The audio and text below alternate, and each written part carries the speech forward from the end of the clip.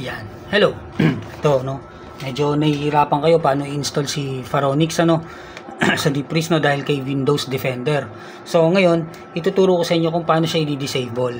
Ito pong gamit kong Windows ay Business Edition po ito, no. So, subukan natin, ano. Kasi buburahin yan, lalo na to si Defcon. Kapag inopen ko tong folder na to, mabubura na kagad si Defcontrol. Buburahin na kagad ni Defender.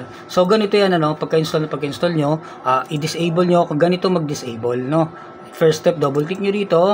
Tapos, ito po, nakikita nyo po yan, no. Virus threat. Yan. Tapos, sana nasusundan nyo ako, no. Yan po, no. Manage settings. Okay. Yan. Tapos i-off nyo itong real-time protection, cloud, automatic, tamper. Lalo na po, ito po napaka-importante, dapat naka-off yung tamper na yan. Okay? Ngayon, ayan, ano.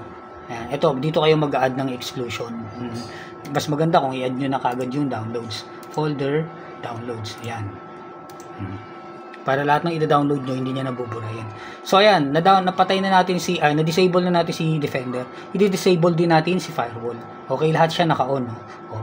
So, kailangan i-off natin siya. Off.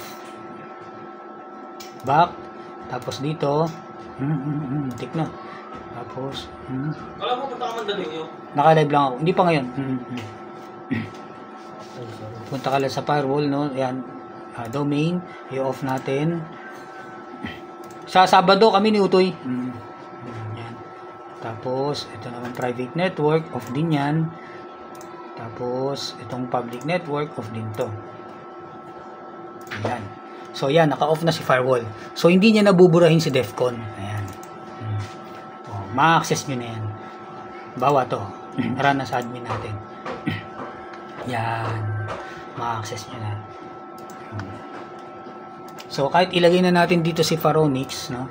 Huwag natin ilagay si Pharonix, no? Pharonix. Si Pharonix, ito.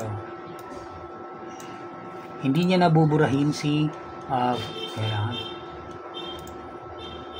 Hindi niya nabuburahin. Teka lang, ulitin natin, no?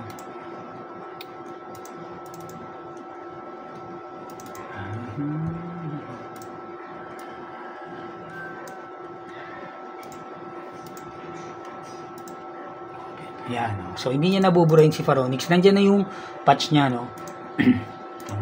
Lalabas na dyan si patch niya. Yan, ito na si Pharonix. Andyan na si patch. So, hindi niya na mabubura. Ganun po mag-turn off ng Defender at saka ng Firewall para ma-install nyo si Deeprise. Hanggang sa muli.